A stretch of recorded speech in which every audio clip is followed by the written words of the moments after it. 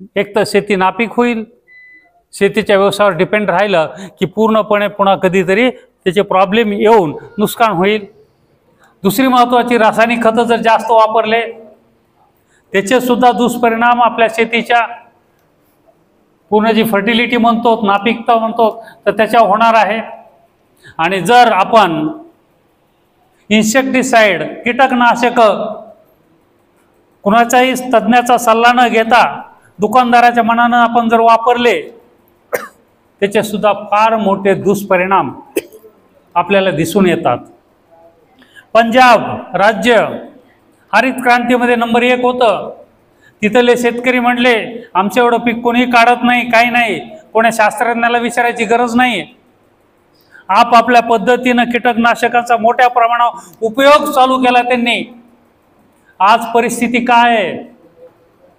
आज पंजाबमधून राजस्थानपर्यंत special railway कॅन्सरचे patient न्यायला, कशाचे? कॅन्सरचे पेशंट घेऊन जायला दवाखाना. त्याच्यामुळे कीटकनाशक वापरायचेत, परंतु तज्ज्ञांच्या मार्गदर्शनाखाली आणि योग्य मात्रामध्येच वापरायचेत आपल्या शेतीसाठी. नाहीतर त्याचे विपरीत परिणाम हे आपल्या शरीरावर निश्चित दिसून येणार. मी माझ्या भाषणामध्ये पहिल्यांदाच सांगितलंय, पूर्ण भारताचे आपण अन्नदाता आहोत.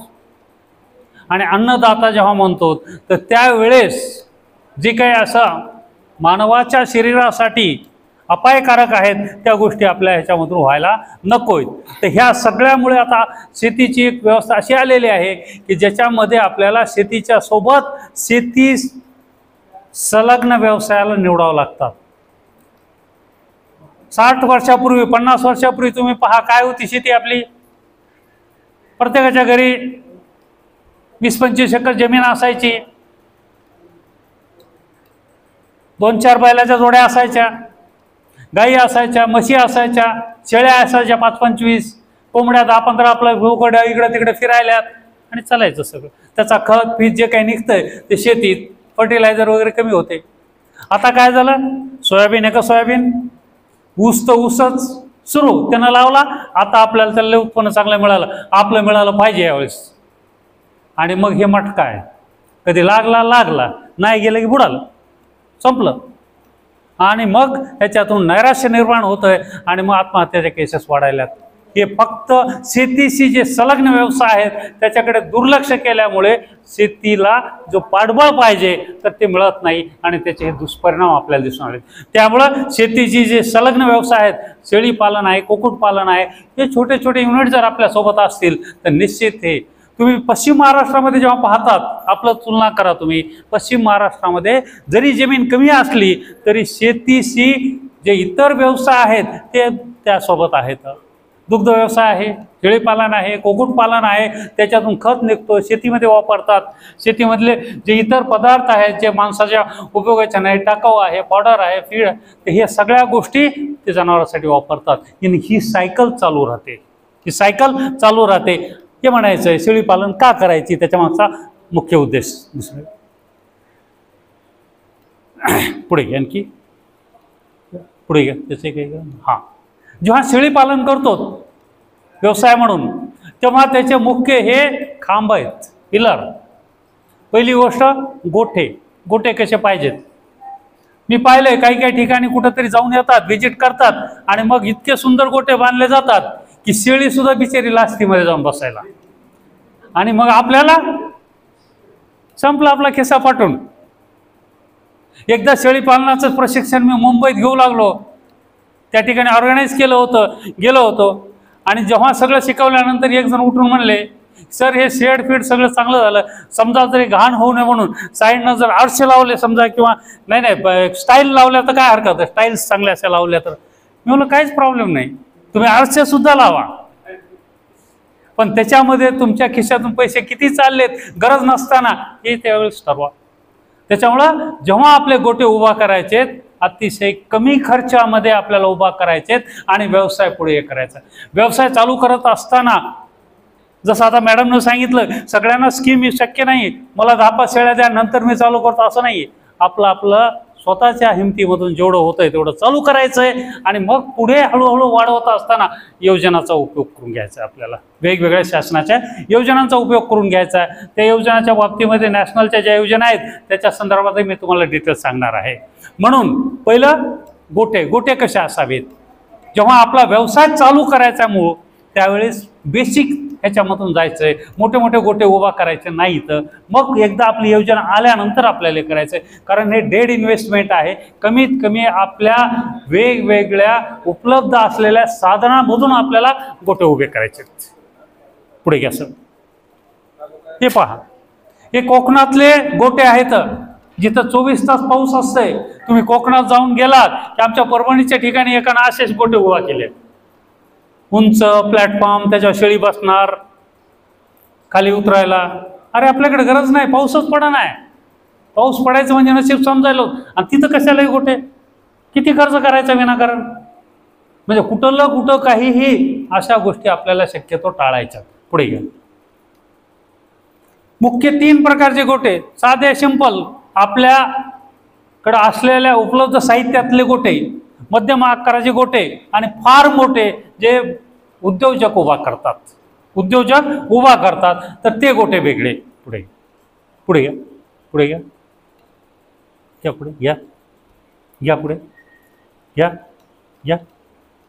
हां, एक मिनिट. हे पहा, साधे सिंपल असलेल्या आपल्या पत्र आणले, हे केले.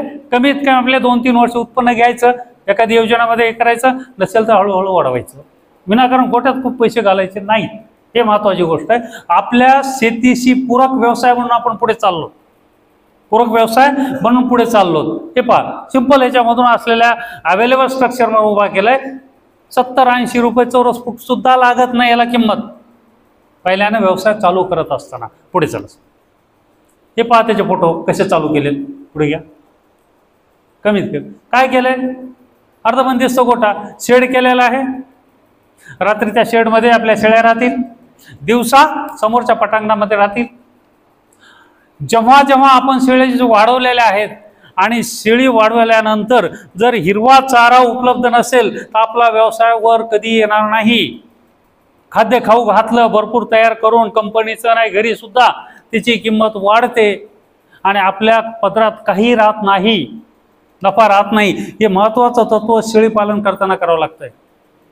शेळी पालन करत असताना सरासरी काय होतंय हे सांगतो मी तुम्हाला. कोणाचं तरी आपण पाहतो जानेवारी-फेब्रुवारी महिन्यामध्ये चला कुठून तरी शेळ्या आणायच्या, शेळ्या घेऊ. कुणीतरी सांगते नगरला फार चांगलं आहे, कुणी सांगते पुण्याच्या जवळ फार चांगलं आहे, ती जात तर फार चांगली, एक बोरची चांगली जात आहे, जास्तीत जास्त 6 महिन्यामध्ये 70 किलो वजन होतंय. आणि आपण तिथं जातो, घेऊन येतो शेळ्या.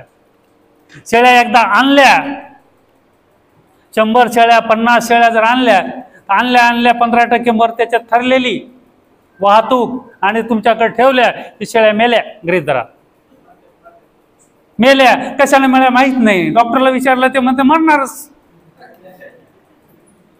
मला किती फीस देता एवढं आधी ते विचारते तुम्हाला. अरे पण जेव्हा त्यांची वाहतूक करायची, जेव्हा त्यांची जागा बदलायची, तेव्हा त्याच्यावर मानसिक तणाव आलेला असतो. त्यांची रोगप्रतिकार क्षमता कमी झालेली असते आणि मग त्या कोणाही रोगानं मरतात. ते टाळण्यासाठी काही त्याच्यात औषध पाणी असतात, ते करावं लागतात. इथं आल्यानंतर पुन्हा एकदा 2दा ट्रीटमेंट द्यावं लागते. जर आपण शास्त्राची जोड नाही केली तर काय काय परिणाम होतात सांगतो. आणि मग हे व्यवसाय चालू होतो. त्याचा 10-5 पहिले जनावर मेलेले असतात आणि मग ते सुरू करतंय. जानेवारी झाला, फेब्रुवारी झाला, मार्च आला की सुरू होती पाण्याचं शॉर्टेज. आता काय करायचं, खाऊ घालायचं, काही प्लॅनिंग तर नाहीच ना.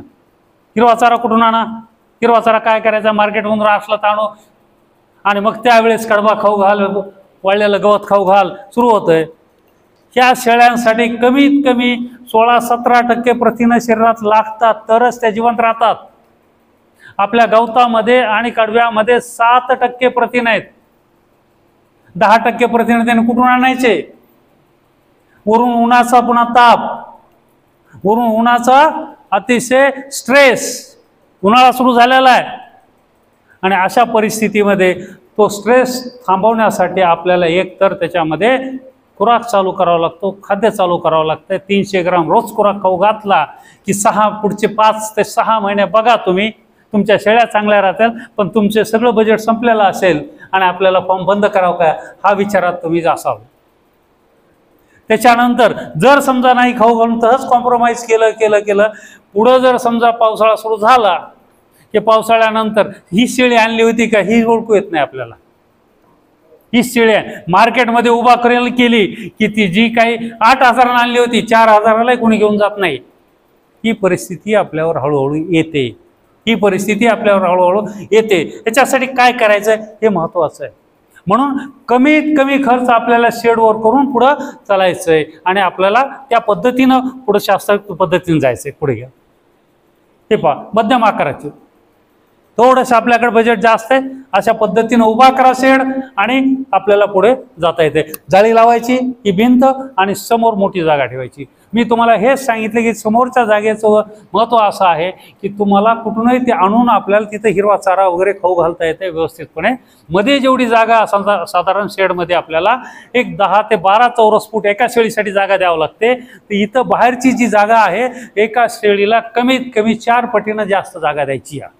4 पटीनं जास्त तेवढी जागा आपल्याला समोर पलीकडून मागच्या साईडनं त्या शेडच्या ठेवायची. हे त्या ठिकाणी महत्त्वाचं आहे. हे पहा तुम्ही कसं केलं, इथं कमीत कमी खर्चामध्ये आपण केलेलं आहे. हे पुढे घ्या, हे पहा, हेच मी तुम्हाला सांगितले कोकणात आहे, आपल्याकडं असलं काही करायचं नाही, विनाकारण खर्चात पडायचं नाही. पुढे या सर, बघा बाहेर जिथं थांबले तिथं काय अरेंजमेंट केली पाण्यासाठी आणि खाद्यासाठी, सिंपल साध्या गोष्टी.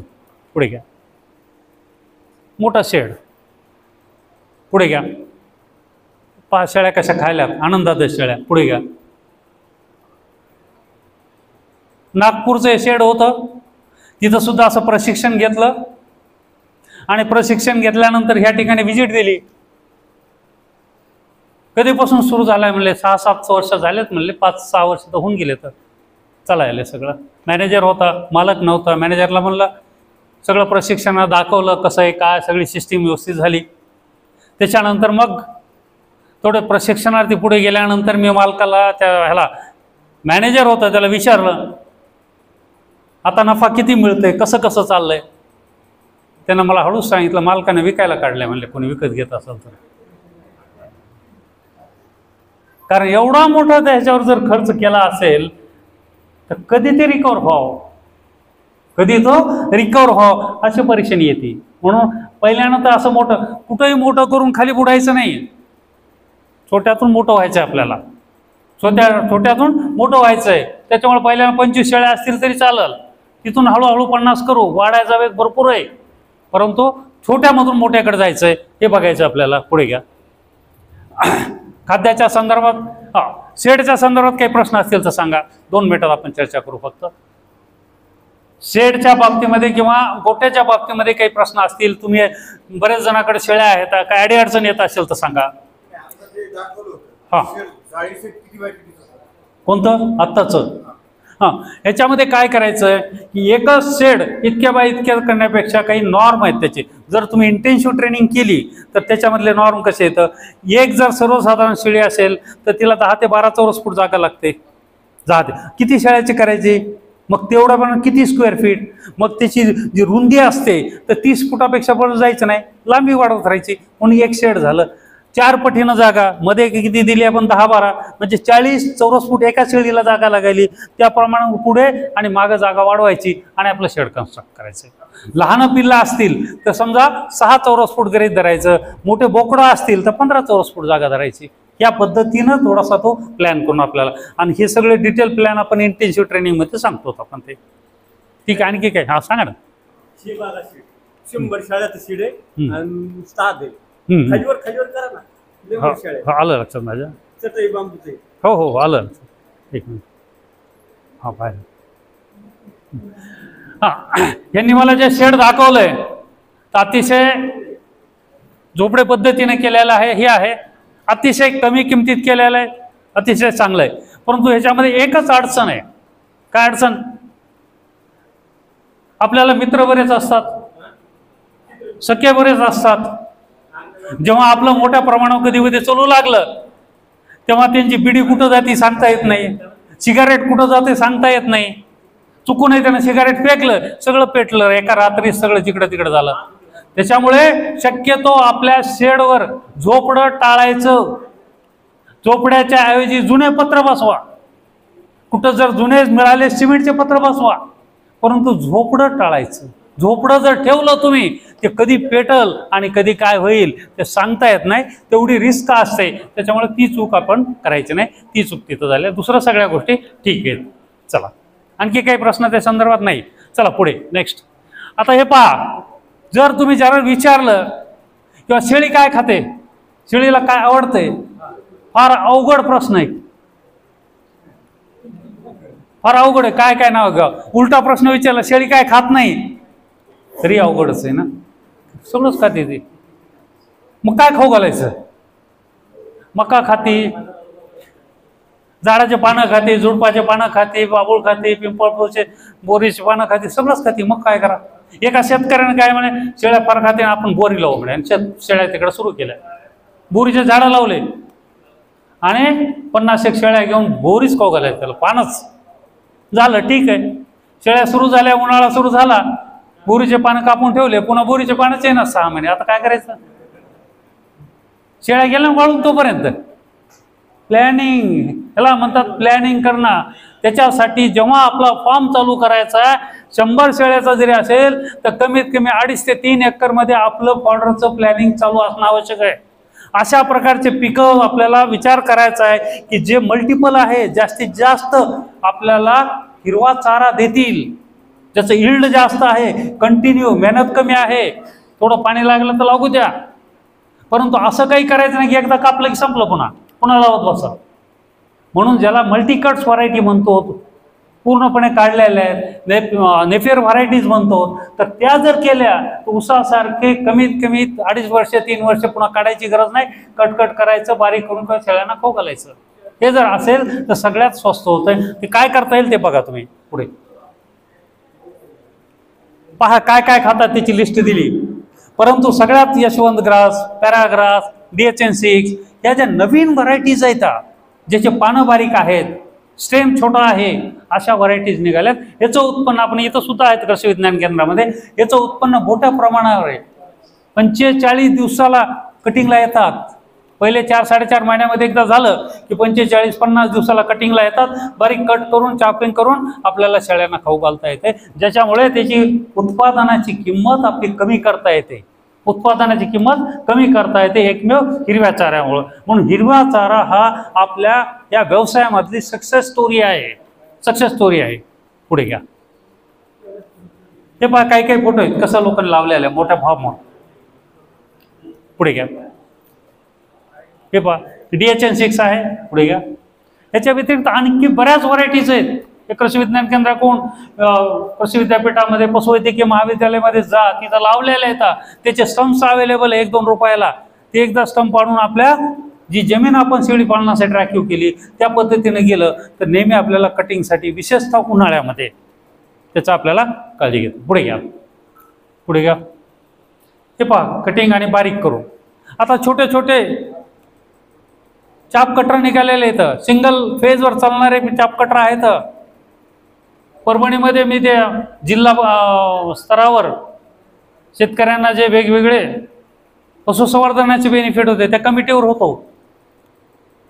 तर त्यांची मिटिंग झाली आणि हे चाप कटर शेतकऱ्यांना द्यायचे असं ठरलं. तर शेतकऱ्यांना जेव्हा अप्लाय करा म्हणालो तर ते म्हणले कशाला पाहिजेत, आमच्याकडे इळे आहेत, इळ्यानं कापतोच म्हणले आम्ही, ते कशाला घ्यायचे. त्याची किंमत होती 25 ते 30 हजार आणि ते सबसिडी वगैरे देऊन 12 ते 15 हजाराला देऊ लागले. 12 ते 15 हजाराला देऊ लागले. याचं वैशिष्ट्य असं आहे, जेव्हा आपण हे ना कापायलो किंवा मोठे मोठे पूर्णपणे असं हिरवा चारा त्यांना खाऊ घालायलो, शेळीचं वैशिष्ट्य असं असतं ते फक्त वरचे पानं खाती आणि खालचे बुडं तसेच राहून जातात. म्हणून हिरव्या चाऱ्यामधलं 42% हिरवा चारा वाया जातो. नुसते आपले उकंडे भरत बसावं लागतं आपल्याला आणि शेळी काहीच नाही. त्याच्यापेक्षा हे जर केलं तर 90% हिरवा चारा त्यांच्या पोटात जातो. 90% हे ह्याचा इम्पॉर्टन्स आहे. पुढे चला. हे पहा छोटे छोटे चाप कटर्स घ्या. पुढे घ्या.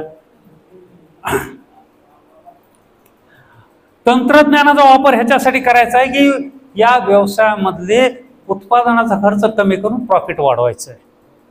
प्रॉफिट वाढवायचं आहे. त्यामुळे तंत्रज्ञान काय आहे, कसं आहे ते आपल्याला शिकणं आवश्यक आहे, जेणेकरून उत्पादनाचा खर्च कमी होतो. आता पहिली गोष्ट, पावसाळ्यामध्ये जर तुम्ही पाहिलं ऑगस्ट सप्टेंबर महिन्यामध्ये जिकडं तिकडे हिरवं गवत आहे, आपल्या बांधावर गवत आहे, दुऱ्यावर गवत आहे, सगळं आहे. आपण लावलेली मका पिका चांगली असते आणि ही सगळी खाऊ घातले तर शेळ्या खुश असतात, आनंदाचा असतात, तब्येत त्यांची चांगली राहते. परंतु जेव्हा आपल्याला मार्च महिन्याकडे जातो तेव्हा पाणी कमी झालं, हिरवं कमी झालं, पुढं काय करायचं? पाणीच नाही आपल्याकडं. 2 एकर 3 एकर पाणी नसल्यामुळे मेंटेन करायला मुश्किल व्हायला आहे. अशा वेळेस काय करायचं? तेच तर त्याचं तंत्रज्ञान हे आपण जर शिकलो तर मुरघास हे अतिशय उत्कृष्ट.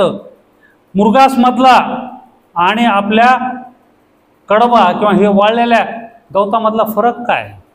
मुरघासमध्ये जे गवत वापरलंय आणि जे प्रिझर्व केलंय त्याच्यामध्ये सगळे क्षार, विटॅमिन्स जे काही आहेत, जीवनसत्वे ते पूर्ण मेंटेन झालेले आहेत आणि त्याबरोबरच 13.5 ते 14% प्रथिन आहेत त्याच्यात. परंतु त्याच्या विरुद्ध जर हिरवा चारा बघितला किंवा वाळलेला चारा बघितला किंवा आपला कडबा बघितला तर कडब्यामध्ये पूर्ण विटॅमिन्स मिनरल्स वाळून गेलेले, एव्हपोरेट होऊन गेलेले, त्याच्यात काही राहत नाही, फक्त प्रथिन 7% राहत आहे. हा दोन्हीमधला फरक आहे. हा दोन्हीमधला. तुम्ही म्हणताल की पिकं हे करून आम्ही कडबा करून ठेवू, गंजी लावून टाकू, खाऊ द्या, काही उपयोग नाही, त्याची व्हॅल्यू 50% कमी झालेली आपली ऑलरेडी. म्हणून हे तंत्रज्ञान जर तुम्ही वापरलं तर जेव्हा आपल्याकडे हिरवा चारा नाही उन्हाळ्यामध्ये त्यावेळेस हळूहळू मुरघास करायचा, काढायचा आणि 1 किंवा 2 वैरीने आपल्याला या मुरघासच्या देता येतात. या पद्धतीनं त्यांचा खर्च कमी करण्यासाठी आपल्याला प्रयत्न करता येतो. पुढे घ्या. हे पहा, मुरघास बॅगा सगळीकडे उपलब्ध झालेल्या आहेत. इथं कृषी विज्ञान केंद्रामध्ये आहेत. त्याचा उपयोग करून आपली टोटल शेळ्या किती आहेत मी तुम्हाला सांगितलंय.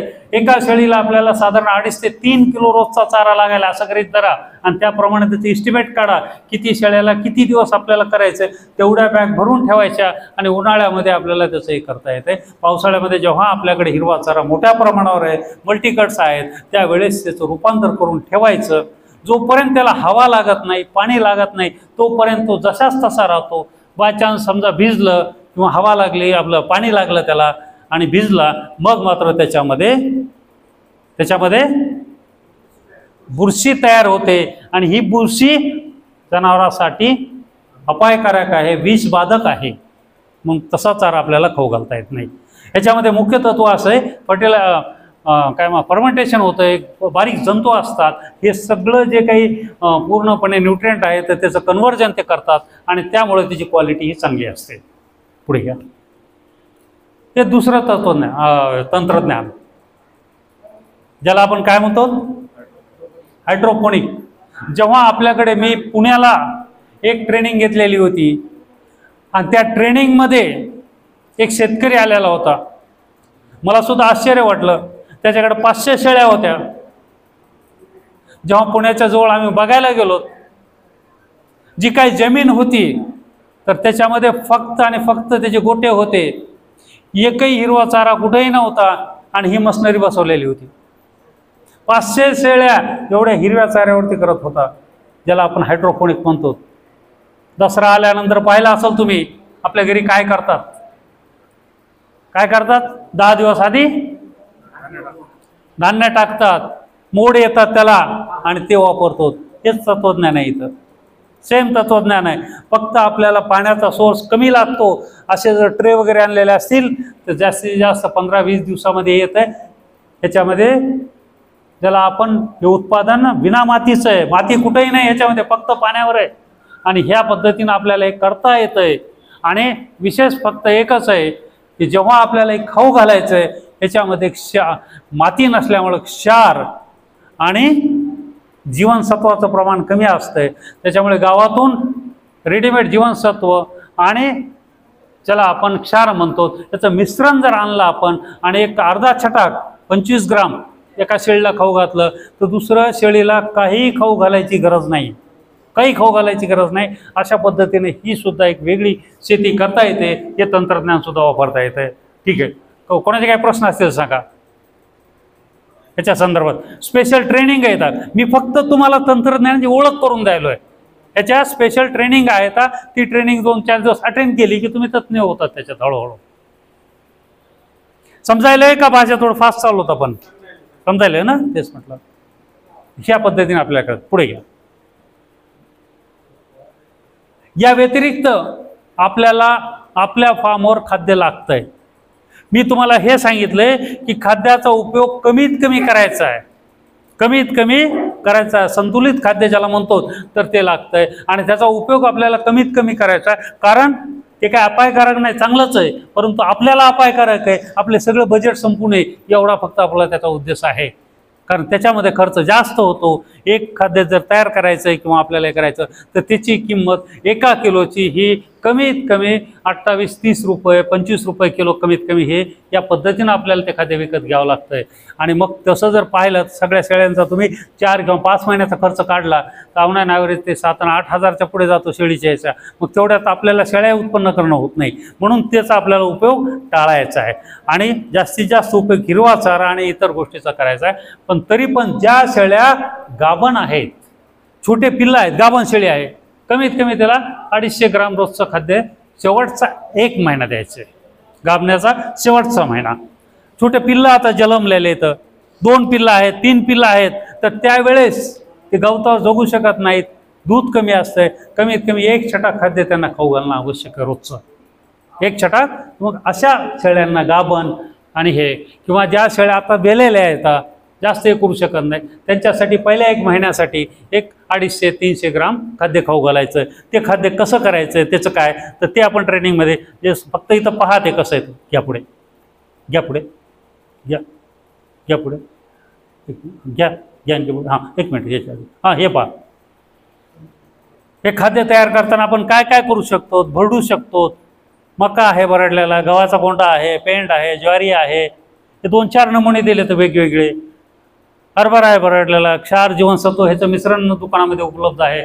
या पद्धतीनं आपण जर खाद्य तयार केलं तर आणखी त्याची किंमत कमी होते किलो मागे आणि आपल्याला आपला फॉर्म व्यवस्थित चालवता येतो. हे खाद्य सगळ्या शेळ्यांना द्यायचं नाही. ज्या शेळ्या गाभण आहेत, वेलेल्या आहेत किंवा जे पिल्लं छोटे आहेत, अशक्त आहेत त्यांना आपल्याला हे खाद्य देता येते. चला पुढे. खाद्या संदर्भात काही प्रश्न असतील तर सांगा.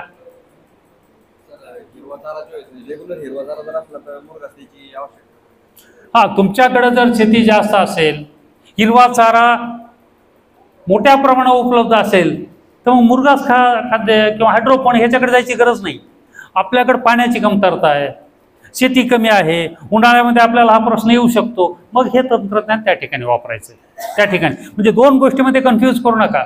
शेती आहे, भरपूर पाणी आहे, ते लावायचं सोडून द्यायचं आणि इकडं घुसायचं असं नाही करायचं.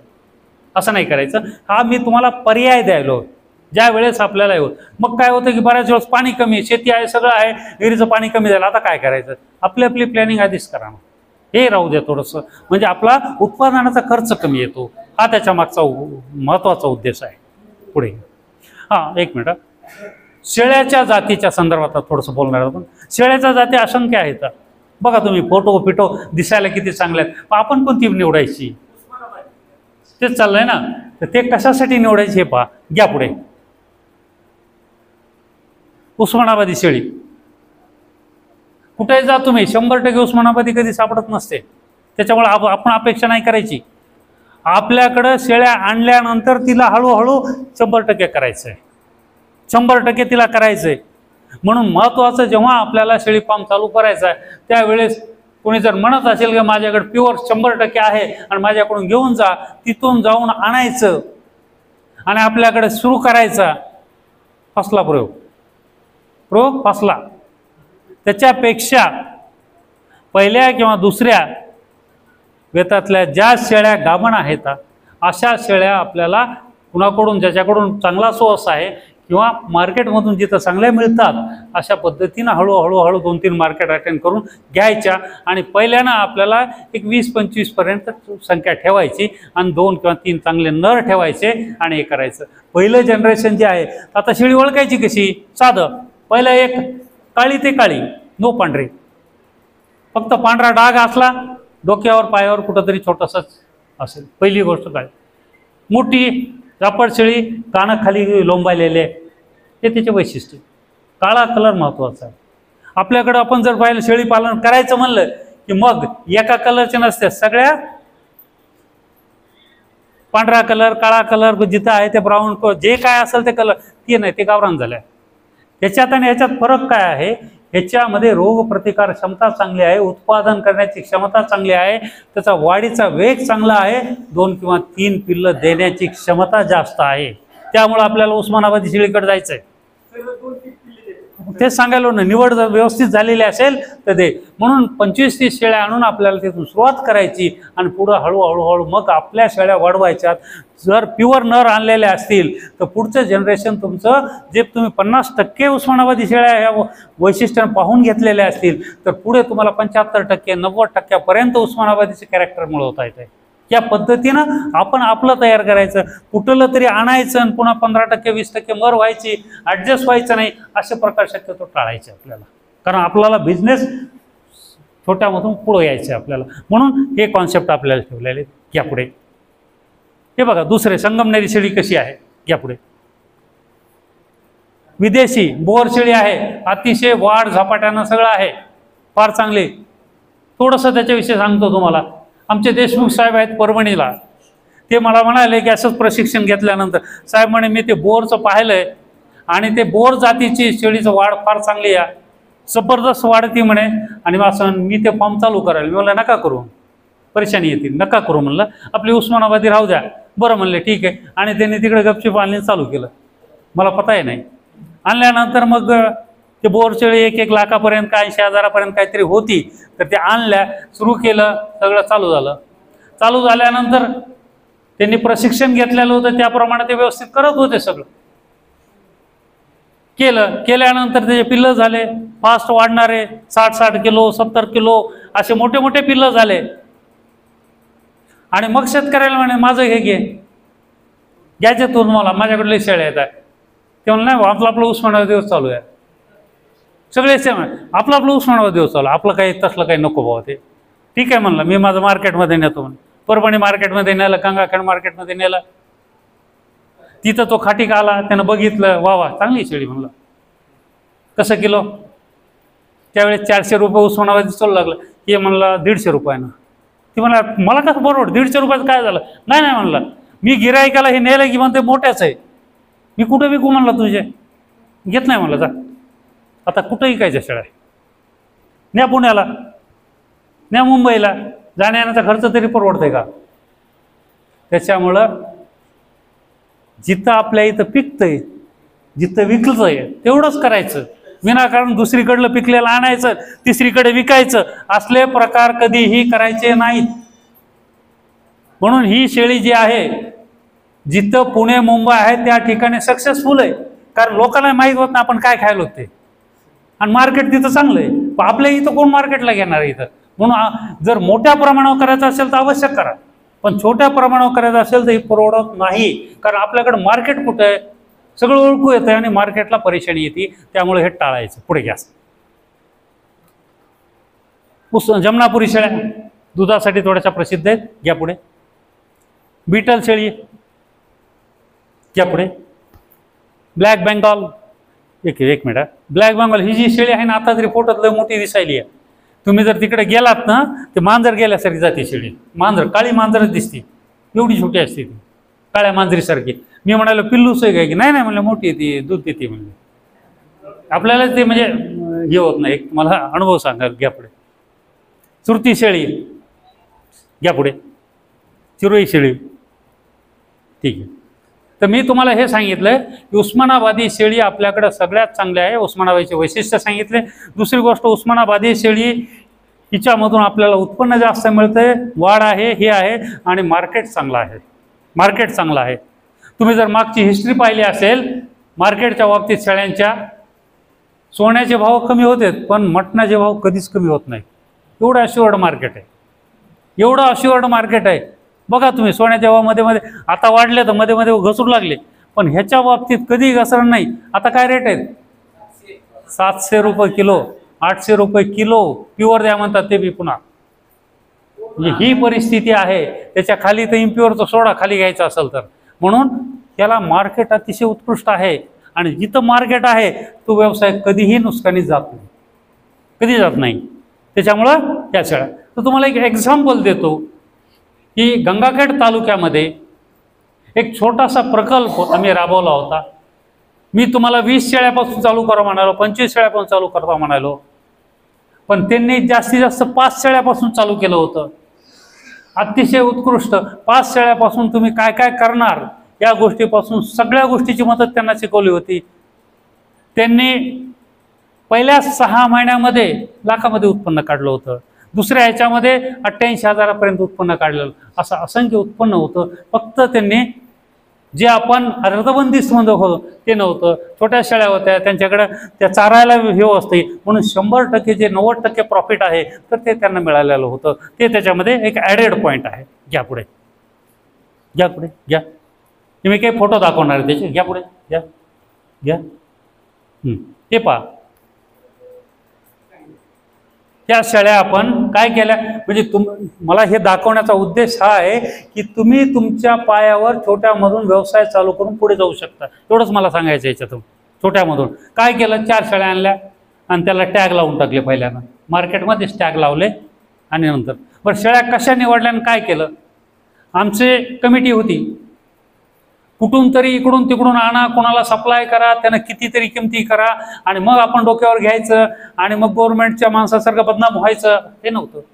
केंद्र शासनानं आम्हाला आदेश दिलेले होते की हा प्रकल्प छोट्या प्रमाणामध्ये एखाद्या तालुक्यामध्ये राबवा आणि मग त्याच्यानंतर आम्ही विचार करू किंवा 5 शेळ्यापासून प्रॉफिट किती मिळत आहे गरीबातल्या गरीबाला, आणि मोठा प्रकल्प एखादा आम्हाला राबवायचा असेल तर तो डेटा आमच्याकडे राहतो. या पद्धतीनं केलेलं होतं. म्हणून मग आम्ही आमची पॉलिसी कशी केली की पहिल्यानं काय केलं, महिलाची निवड केली, महिलांची निवड केली. ते अतिशय चांगलं हे करतात आणि त्यांच्याकडून 100 रुपयाच्या बॉन्डवर लिहून घेतलं होतं. सप्लाय केल्या शेळ्या जर तुम्ही 2 वर्षात विकल्या तर पहिल्यानं जेलमध्ये जायचं. त्याच्यामुळे कुणी गॅरंटी घे नाही गेलं. नवरा जरी विक म्हणलं तरी ती बाई म्हणायचे नको, तुम्ही तुमचा कुठं करायचं काय करायचं, मी नाही ऐकणार. ही एक सिक्युरिटी केली होती. आणि मग त्याच्यामध्ये त्या पूर्ण फॅमिलीने यायचं. निवड कशी केली लाभार्थ्यांची, त्या गावामध्ये जाऊन अवेअरनेस केला, जनजागृती केली. कोण कोण शेळ्या सांभाळत आहे, कोणाला इंटरेस्ट आहे, अशा 25-30 महिला यायच्या. आमच्याकडे शेळ्या आहेत त्या, ठीक आहे, तुमच्या जे काही 25-30 आहेत तर तुम्हाला कॉलेजमध्ये नेण्यात येईल. 3-4 दिवसाचं प्रशिक्षण देण्यात येईल आणि प्रशिक्षण दिल्यानंतर तुम्हाला तुमच्यातल्या 10 जणांनाच फक्त शेळ्या देण्यात येतील. ते चिठ्ठी पद्धतीने तुमच्या समोर आणि 10 जणांना शेळ्या आणि मग त्याच्यामध्ये तुम्ही सगळा ॲक्टिव्ह भाग घ्यायचा. ॲक्टिव्ह भाग अशा पद्धतीनं प्रशिक्षण झालं की मग त्याच्यानंतर मार्केटमध्ये जायचं. मार्केटमध्ये गेल्यानंतर त्यांना सांगायचं की ह्या कलरच्या अशा शेळ्या तुम्हाला घेऊन यायच्या. ते आणायचे, गाभण बनवून तपासायचे आम्ही सगळे आणि हे केल्यानंतर काळ्या रंगाची हे पूर्ण असंही करायचं आणि भाव तुम्ही ठरवा, आम्ही नाही ठरवणार. निगोशिएशन करायचं भाव. त्यावेळेस तुम्हाला आश्चर्य वाटेल, एक गाभण शेळी ही 2,500 ते 3,000ला घेतली. त्या शेळ्या 2,500 ते 3,000च्या, मेजॉरिटी 2,500चे. पहिली गाभण असलेली ही शेळी. म्हणजे व्यवसाय कसा उभा करायचा ह्याच्याविषयी आपलं चाललंय. नाही तर बरेच जण इथं सगळं गलत करतात आणि ते ही केली. पुढचं घ्या, पुढे घ्या. हे ते गाव येतं, 1 मिनिट. ते पहा, गावोगाव जाऊन हे केलेलं आहे आपण. जनजागृती केली, महिलांची जनजागृती. तुम्हाला काय करायचं आहे काय नाही या संदर्भात. यायचं असेल भाग घ्या, नसेल तर आताच नाही म्हणा. याच्यात राजकारण नाही, कुणाला फुकट नाही, काही नाही. सरकारची योजना आहे, क्लिअरली राबवण्यात येईल. घ्या पुढे. गावात जाऊन लसीकरण आणि जंतुनाशक या औषधं स्वतः दिलेले सगळे. पुढे घ्या. प्रशिक्षण, कॉलेजमध्ये प्रशिक्षण पूर्ण 4 दिवसाचं 3 दिवसाचं सगळं घेतलेलं आहे. हे प्रशिक्षण पाहायला जेव्हा एवढी मोठी योजना राबवायलेत हे कळाल्यानंतर स्वतः कलेक्टर आले तिथं पाहायला. पुढे घ्या, पुढे घ्या. हे कलेक्टर आहेत. पुढे घ्या. SP सिंग स्वतः आले. महिलाचा जर प्रोग्राम असेल तर म्हणे मी येणार, निश्चित पाहणार. आणि त्यांनी अप्रिशिएट केलं की सुंदर प्रोग्राम चालू आहे म्हणून. पुढे 1 मिनिट ह्याच्या आधी त्याच्या आधी हां हे पहा, गावरान शेळ्या कशा होत्या, आपण त्याला कसं बदलायलो. चिट्ट्या चपाट्या ब्राऊन कलर काही नाही. याच्यामुळे या शेळ्यामध्ये उत्पादन कमी असते, उत्पादन देण्याची क्षमता कमी असते. त्याच्यामुळे आपल्याला त्या शेळ्या काळ्या शेळ्यामध्ये उस्मानाबादी शेळ्यामध्ये बदलायच्या. पण हे बदल करत असताना अशा पद्धतीनं बदल केला तर आपल्याला प्रॅक्टिकल होतं. आणि आता कुठून तरी शेळ्या विकत आणून आपल्याकडे चालू केलं तर मग त्याला पहिल्यांदा आपल्याला मोठा लॉस घ्यावा लागतो. पुढे लसीकरणाचा कार्यक्रम हे पहा कसं व्हायला. हे किती पहिला 6 महिन्याचा कार्यक्रम आहे, 6 महिन्यापर्यंत. चला घ्या पुढे. हे पहा नवीन विकत घेतलेल्या शेळ्या. पुढे घ्या. लसीकरण सगळी टीम गावात जाऊन लसीकरण. असे 10 गावं घेतलेले होते. पुढे घ्या. हे पहा पुढे घ्या. 6 महिन्यानंतर प्रकार, 6 महिन्यानंतरचे फोटो येते. ती बाई का हसाली, तिने एकच सांगितलं होतं खरेदी करताना, साहेब म्हणे मला थोडासा मोकळा हात द्या. म्हणलं काय, मला जरा मोठी शेळी बघून घ्यायची, राहिलेले पैसे मी देते म्हणे. ठीक आहे म्हणलं. तिनं 10 मोठ्या शेळ्या आणल्या, आमच्या टीमनं तपासल्या, सगळ्या बघितल्या आणि हे 4 घ्या म्हणले. तिनं माझ्या प्रमाणे त्यावेळेस 5,500ला एक शेळी ती घेतली आणि 5,500ला 4 शेळ्या घेतल्या. आणि तुम्ही पहा त्या 4 शेळ्याला प्रत्येकीला 4-4 पिल्लं, 4 पिल्लं. तेच म्हणाल ना, ते पहा ना तुम्ही, 4-4 पिल्लं त्या कोपऱ्यातले. हां ते खाली हे पहा. या सगळ्या शेळ्या येताना त्या चरायलेल्या येतात. हे बिझनेसचे सक्सेस आहे. जे झालंय ते सांगायला मी तुम्हाला. करताच येत नाही. त्या आधी घ्या, पुढचं घ्या. हां त्या बघा हे 4 पिल्लं, एक फोटो काढलेला. चिंगा पिंगाचा काही संबंध नाही. नसू द्या, कोल्ड असू द्या, काय फरक पडत नाही त्याला. उत्पादन तेवढंच असते. नर ह्याचे मोठे शिंगा असतात, काही जण नसतात, त्याचा काही प्रश्न येत नाही. त्याच्यात प्रोडक्शनवर काही हे नसते. हे पहा त्या बाईकडे 4 पिल्लं येतात. असे 4 झाले. म्हणजे एका वर्षामध्ये तिचं उत्पन्न किती वाढलं पहा ना तुम्ही. म्हणून मला काय म्हणायचं, थोडं शास्त्राची हे घेऊन जर आपण पुढे गेलो तर अतिशय सुंदर आपल्याला हा बिझनेस करता येतो. पुढे घ्या. ही बाई असुशिक्षित होती, ट्रेनिंग घेतली, सुधारणा तिचा नंबर बी लागला 4 शेळीमध्ये. 4 शेळ्यामध्ये नंबर लागला. इकडे 4 शेळ्या तिला दिलेल्या आहेत. तिच्या हे आहे, ती उजवीकडं, फोटो क्लिअर नाही थोडासा. तिने एकच म्हणायचं तिथं गेलं की, काय ते इंजेक्शन द्यायचे तर काय लशी पिशी द्यायचे तुम्ही तुमच्या द्या, माझ्या शेळ्याला ह्या नको माझ्या ह्याच्या. त्याच्यात पहा त्याचे कातडे पितडे रफ आहेत. छोटे छोटे कीटक जे हे असतात, जंत असतात, ते पोटात असले वाढ होऊ देत नाहीत. कातडी रफ होऊन जाते. या शेळ्याची पचन क्षमता कमी होते. आणि उजवीकडला जर पाहिलं तर त्याची कातडी तेल लावल्यासारखी आहे, शायनिंग, चमकणारी आहे. हा दोन्हीमधला फरक आहे त्याच्यामध्ये. हे मी दाखवण्यासाठी हे करायला. तर हे दोन्हीमध्ये असा फरक असतो. त्याच्यामुळे थोडंसं शास्त्रोक्त पद्धतीनं आपण गेलो. लसीकरण आहे, त्याच्यानंतर त्यांचं निर्जंतुकीकरण आहे. या सगळ्या गोष्टी जर व्यवस्थित केल्या, हे केल्या, तर व्यवसाय अतिशय चांगला होतो. आणि आता काय होतं, आपण ह्याच्याकडे दुर्लक्ष केलं किंवा आपला पावसाळा आला, 2 शेळ्या मेल्या, एक आजारी पडली, सुरू होते. पुढे घ्या. पुढे घ्या. पुढे घ्या. पुढे घ्या. पुढे घ्या.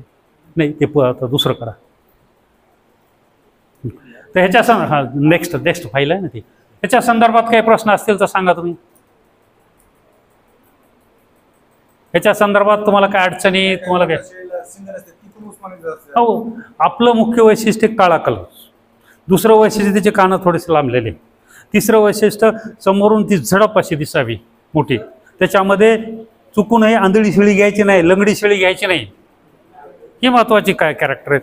वाटलंच तर एखादा तिथला पशुवैद्यक असेल त्याला बोलून आणायचं, त्याला खळा उभा करायचं, गाभण पिबण असेल तर बघ म्हणायचं, कन्फर्म कर म्हणायचं, त्या गोष्टी होतात. काय म्हणते, उस्मानाबादी जी शेळी आहे फुल बंदिस्त होऊ शकत नाही. हां अतिशय चांगला प्रश्न यांनी विचारलेला आहे. उस्मानाबादी शेळी फुल बंदिस्त होती का नाही? पहिली गोष्ट आहे, ज्याला आपण इंटेन्सिव्ह किंवा ज्याला आपण बंदिस्त म्हणतो, फुल बंदिस्त.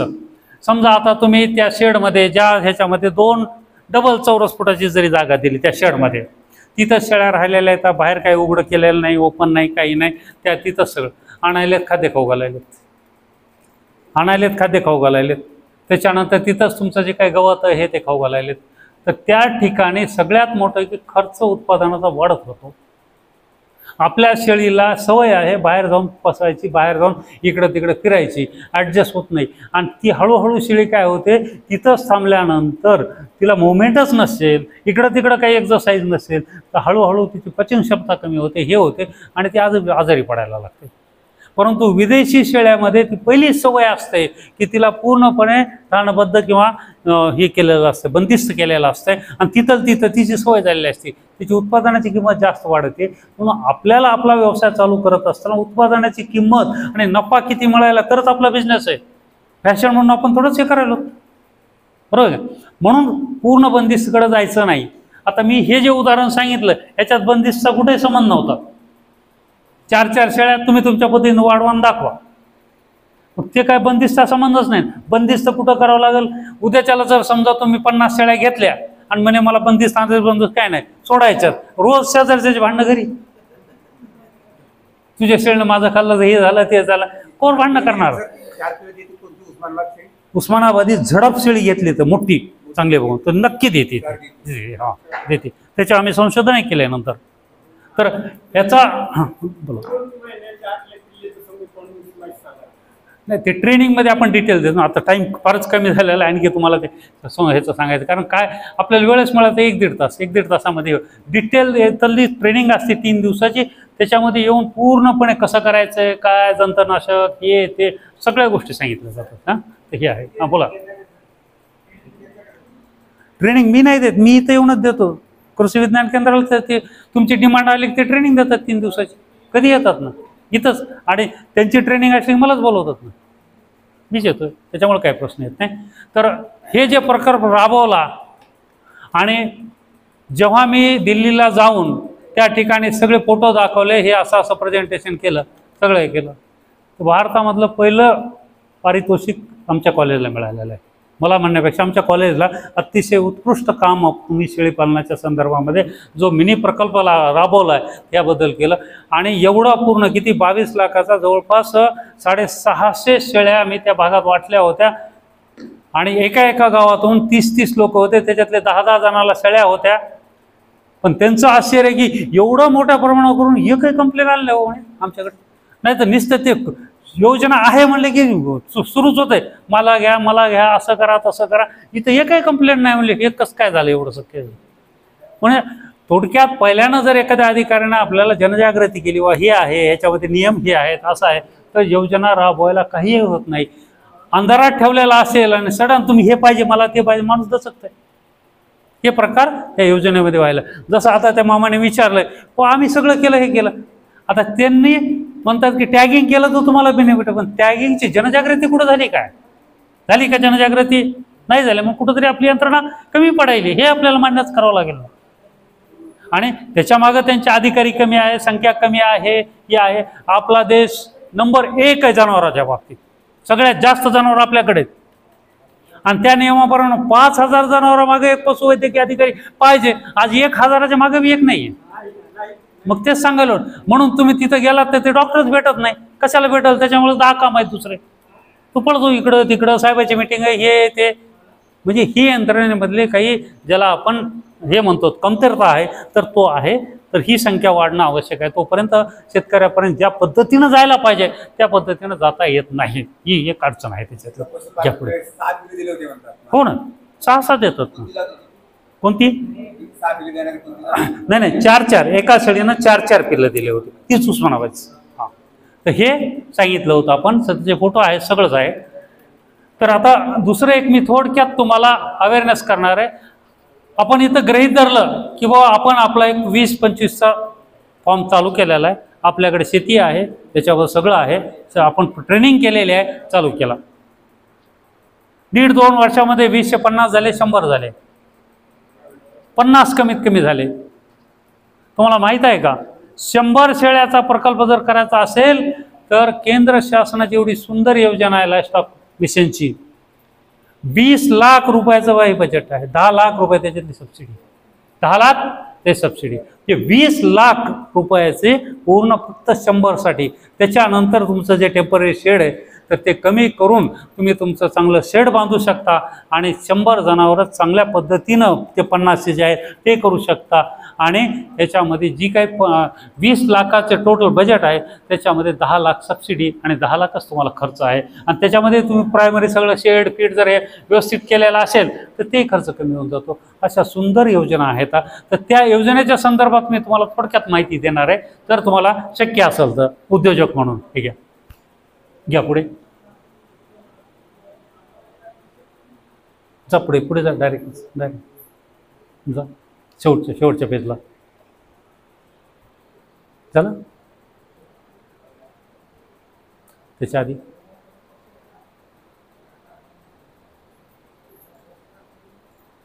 पहिले नाही का त्याच्यात काही, ठीक आहे ते बंद करून टाका, चालेल.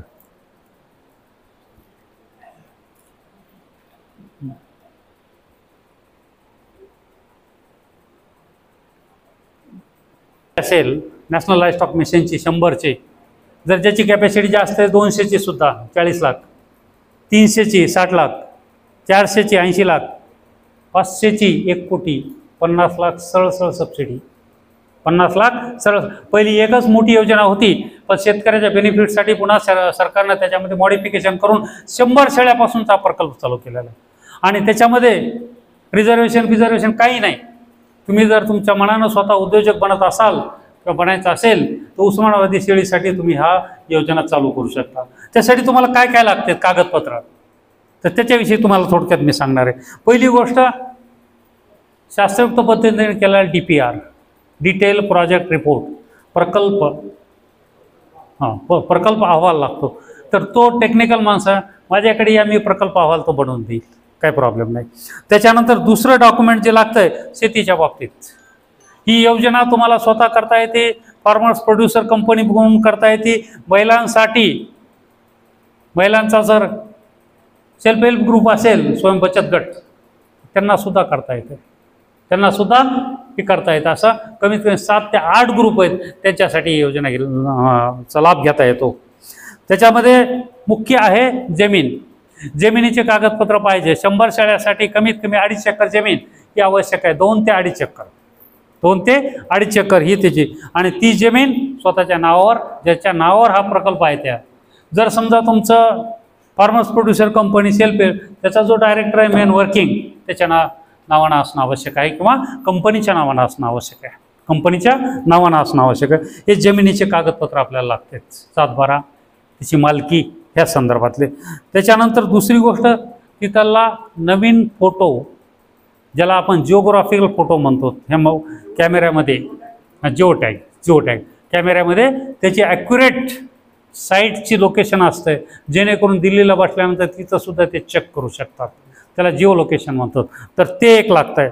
त्याच्यानंतर नेक्स्ट जे आहेत, तर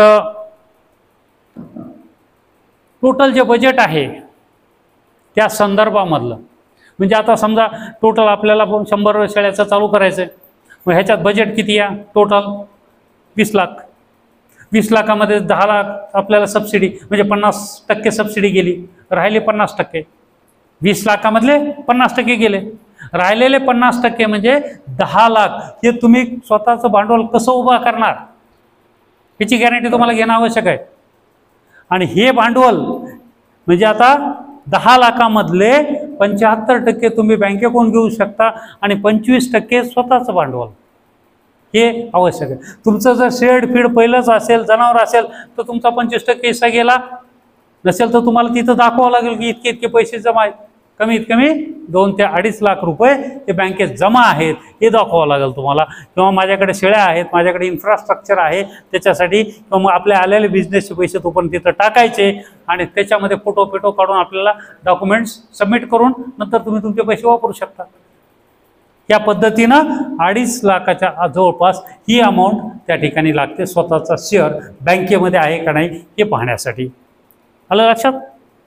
यायला लक्षात का नाही आहे? तर हे बँकेचे डॉक्युमेंट्स.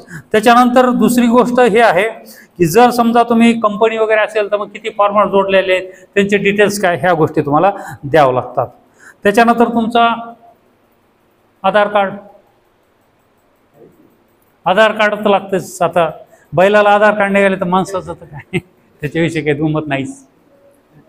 मग आधार कार्ड आहे, पॅन कार्ड आहे.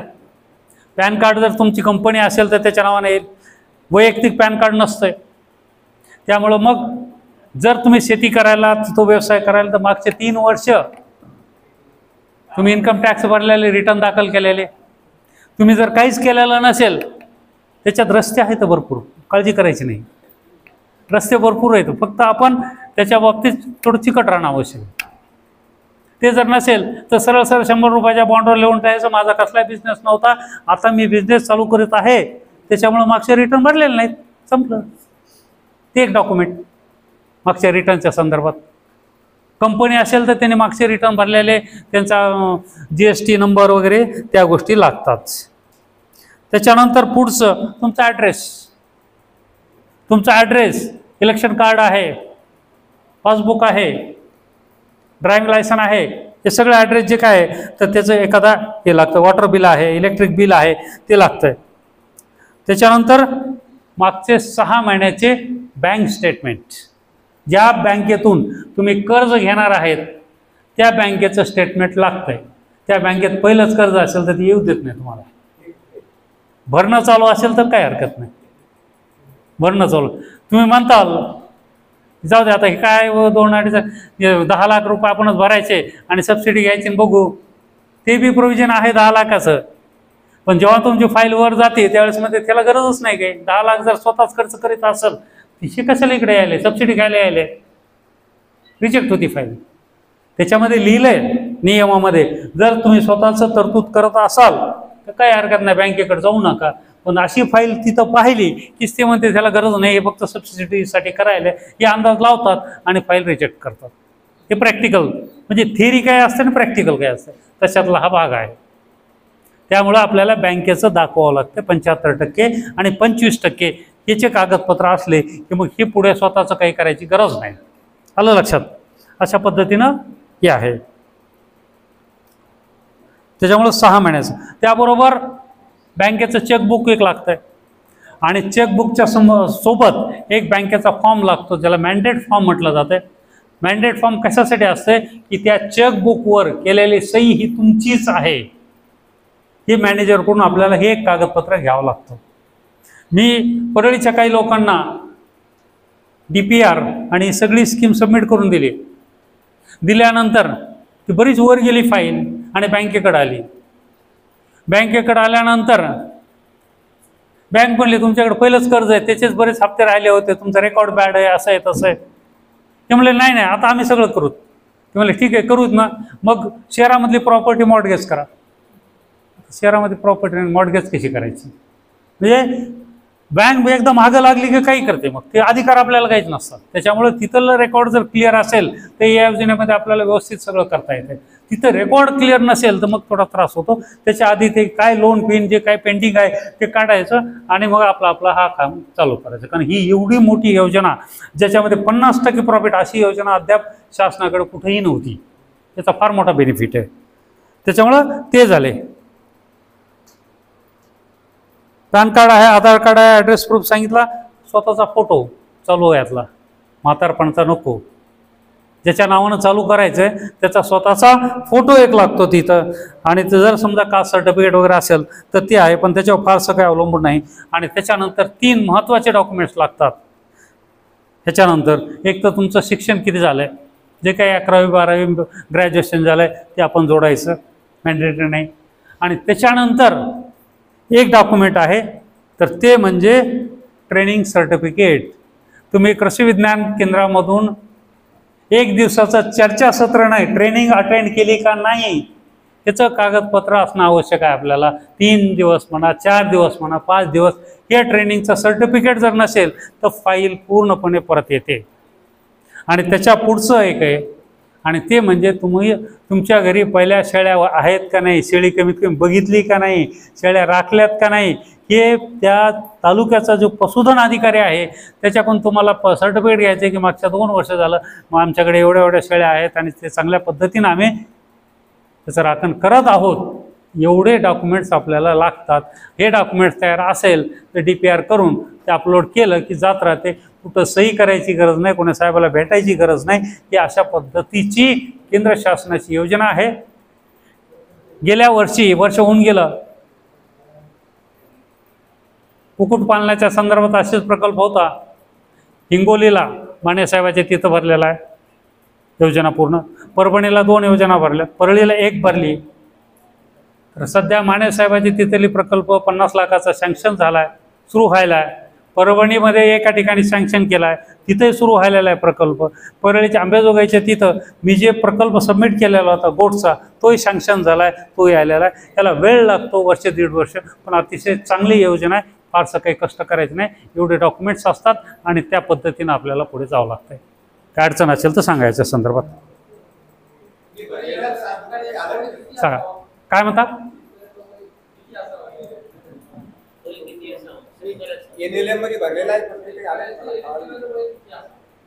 अच्छा, NLMच्या बाबतीमध्ये महत्त्वाचं असं आहे की त्यांनी वयाची अट दिलेली नाही, पण सगळ्यात अडकवती बँक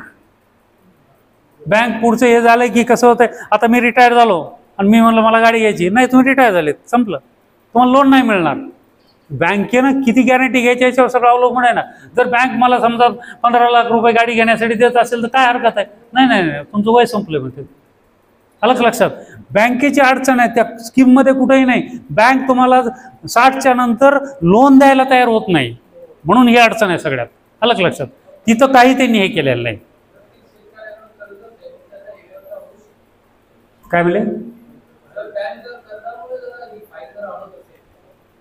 हां, नाही, कर्जामुळे अडवत नाही ती, कर्जाची रेग्युलर फेड हा विषय चाललाय. ती जर समजा अडकले असेल जे काही त्यांचे शेड्यूल प्रमाणे, तर बँक तुमचं जर रेकॉर्ड कर्जाच्या बाबतीत नाही, पहिलं बुडवलं नाही किंवा कुठंतरी शेवटच्या क्षणाला मग पुन्हा माफ करून द्या म्हणले तर मग ते आपलं रेकॉर्ड त्याच्यामध्ये तो बॅड होतो. त्याच्या बाबतीत चाललंय आपलं रेग्युलर सिव्हिलचं. तिथं जर असेल तर मग बँकेला सगळ्यात जास्त अडवती कोणतं? बँक स्कीमपेक्षा. आणि ते बँकेचे अधिकार त्यांच्याकडे असतात फायनान्सचे, त्याच्यामुळे दुसरे कोणीच काही करू शकत नाहीत ना आपण. हा सगळ्यात, म्हणून हे सगळ्या गोष्टी जर विचार करून तुम्ही कागदपत्र तयार केले तर ही योजना अतिशय एक चांगला पर्याय आपल्याकडे आहे, हे म्हणतो मी.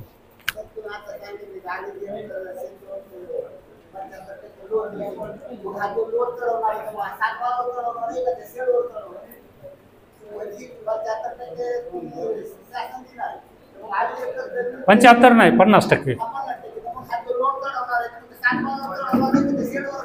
हां, हे जे लोन आहे त्याच्या बाबतीमध्ये तुमची जे गॅरंटी म्हणून जमीन नाही, काही नाही, जे काही त्यांनी असेट, म्हणजे ही योजना जी आहे तर तुमचे काय म्हणतो त्याला मूलभूत जे स्ट्रक्चर आहे ज्याला इन्फ्रास्ट्रक्चर म्हणतो, तर ते तयार करण्यासाठी तुम्हाला एकदा धंदा चालू केल्यानंतर धंदा चालू रन करण्यासाठी नाही कुठेही कर्ज. हे तुम्हाला मूलभूत सुविधा तयार करायची तुमच्याकडं शेळी पालनाच्या संदर्भात. म्हणून शेड आहे, शेळ्या विकत घेणं आहे, त्याच्या बाबतीमध्ये दुसरं काही इतर गोष्टी लागतात त्या आहे, चाप कटर आहे, हे सगळं एकदा घेतलं सेटअप केला की संपलं. त्याच्यामुळं जे काही सेटअप करायलेत त्याच्यावरच लोन आहे. आणि तुमची जी सबसिडी आहे 10 लाखाची, तर त्याच्यामधले 12.5 लाख रुपये पहिल्यानंच तुम्हाला तुमच्या बँकेत येतात आणि शेवटचे 12.5 पूर्ण काम 90% झाल्यावर तुमच्या खात्यात यायलेत. मग आता जर स्टार्टिंगला 12.5 आणि बँकेचं लोन या दोन्ही करून आपल्याला चालू करायचं आहे. आणि तुम्ही जे म्हणाल ना हे लोन कशा टाक, लोन किती? 35%. टोटल प्रोजेक्टच्या 30 ते 35% लोन आहे. त्याच्यामुळे लोनचं बँक त्या बॉदरच करत नाही ना, तुमच्याकडे ऑलरेडी पैसे आहेत तेवढे येणार आहेत ना. मी तुम्हाला जेवढा बजेट राहिले त्याच्या 75% म्हणालो, टोटल प्रोजेक्टच्या 75% नाही आहे, 10 लाखातले 75% असं म्हणतो मी.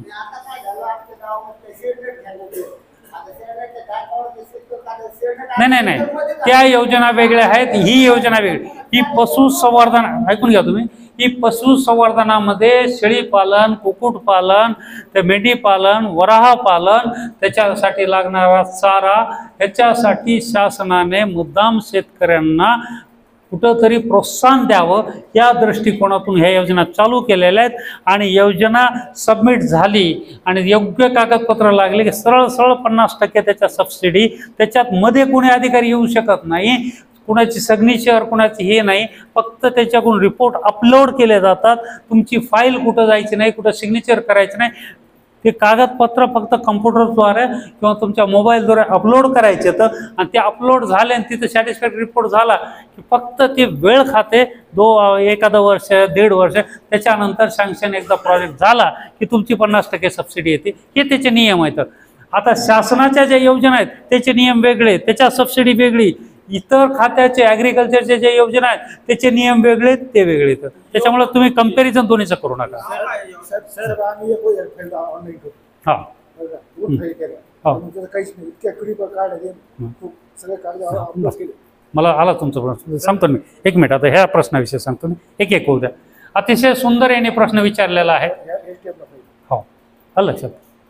हां, याने अतिशय सुंदर प्रश्न विचारलेला आहे किंवा ह्या प्रकल्पाच्या संदर्भामध्ये आम्ही जेव्हा सबमिट करतो तर त्यावेळेस खूप क्वेरीज येतात, खूपपणे त्याच्यामध्ये सारखं हे होतं आणि त्याचं खरं कारण आहे DPR. आता मी ज्या ठिकाणी DPR दिलाय त्याच्यामध्ये फक्त एकदा किंवा 2दा क्वेरी आली, 1.5 वर्षाने सँक्शन होऊन आले. सांगतो ना, तर जो DPR असतो, डिटेल प्रोजेक्ट रिपोर्ट, ह्याचं उदाहरण द्यायला तुम्हाला. आता आपण उस्मानाबादी शेळेवर दाखवायलो, बँकेनं DPR माझ्याकडे पाठवला होता आणि हे शेतकऱ्याचा DPR करेक्ट करून आम्हाला द्या म्हणले. तर त्याच्यात बोरची जात आणि त्याची क्रॉसिंग दाखवली. सांगा आता काय करा? ते ऑब्जेक्टिव्हच नाही त्यांचं.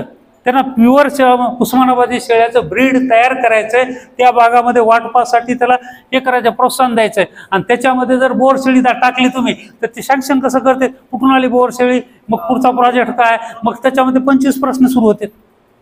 म्हणून DPR जर चुकीचा झालेला असेल तर 1000 प्रश्न येत राहतात आणि ते काही होत नाही पुढे. हां, ते सांगायला मी तुम्हाला. आता उस्मानाबादी शेळी जरी दिली आणि ती किती दिवसानं वेतीन, किती पिल्लं मिळतात, हे जर टेक्निकली करेक्ट नसेल तर ते 25 वेळेस तुम्हाला प्रश्न विचारत राहतात. कारण ते उत्पन्न कसं दाखवायचं, बँके सॅटिस्फाय होत नाही किंवा एवढं उत्पन्न निघू शकत नाही. आणि मग कधी कधी ते प्रोजेक्ट निगेटिव्ह दाखव. पहिल्या वर्षात जर नुकसानीत आलं आणि तुमचा प्रोजेक्ट सगळं नुकसानीत आहे तर आम्ही सँक्शन करायचा कसा, हे प्रश्न येतात. त्याच्यामुळे ह्याचं सगळं आर्थिक गोम किंवा ज्याला आपण हार्ट म्हणतो, तर ते हार्ट हे त्याच्या DPRमध्ये. DPR हा आता तुम्ही कोणाकडे गेला, माझा प्रोजेक्ट देतो म्हणलाय, त्याच्याकडे ते CA कडे केलेले 4-5 पेज असतात. ते म्हणते हो लागते तुम्ही कामाला, ते त्याचं आपलं 2-4 हजार रुपये घेत आहे आणि बघा तुम्ही तुमचं, आणि मग तुम्ही बस मारतात केटे. आता हे झालं, अर्थात 4 पेजमध्ये काय दिलंय, फक्त त्यांनी इकॉनॉमिक दिलंय, इतके पिल्लं आणि तितके पिल्लं आणि त्याच्यातून इतकं प्रॉफिट.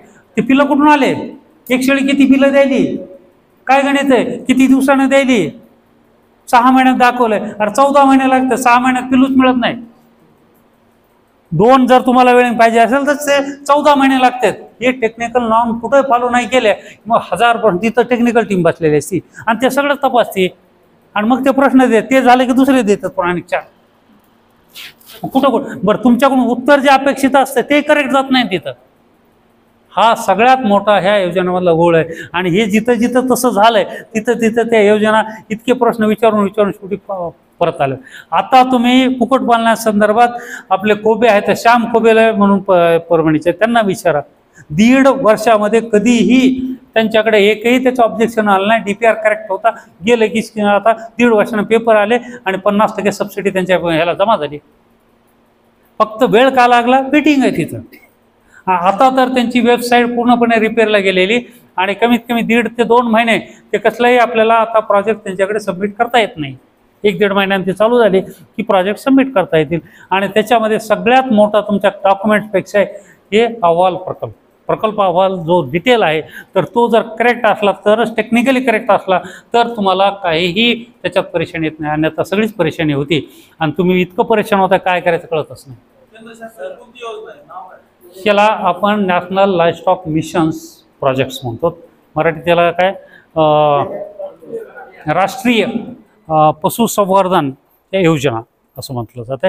आणि या योजनेच्या बाबतीमध्ये तुम्ही जर स्टेट गव्हर्नमेंटच्या काही डॉक्टरकडे गेलात, तिथं पशुवैद्यकीय अधिकाऱ्याला, त्याला हे डिटेल काही माहीत नाही, DPR बिपीआर ते कुठला तरी एखादा घेतो, तुमच्या कॉपी करायचं जा म्हणते तिकडे, कारण त्याला ते ऑब्जेक्टिव्ह नसते, काही नसते. त्याच्यामुळे ह्याच्यामध्ये थोडंसं DPR डिटेल लिहिणं आणि तो सबमिट करणं हे फार महत्त्वाचं आहे. त्याच्यामुळेच ते टेक्निकल गोष्टी. हां, तर तुम्ही हे जर असे 1.5 महिन्यात 2 महिन्यात जर समजा चालू झाली साईट, तर त्यावेळेस सरळ मी जाताना तुम्हाला फोन नंबर देणार आहे आणि तो फोन नंबर हे करून. पण त्याच्या आधी माझी सिन्सिअर तुम्हाला सगळ्यांना रिक्वेस्ट आहे की एक इंटेन्सिव्ह ट्रेनिंग सर जे इथं करतात ती तुम्ही कंप्लीट करा, म्हणजे डॉक्युमेंट्स तुमचे कंप्लीट होतील आणि त्याच्यानंतर मग ती प्रकल्प हे करा. मग झालं. मग माझा नंबर घ्या सगळ्यांना लिहून आणि हे करा. 9422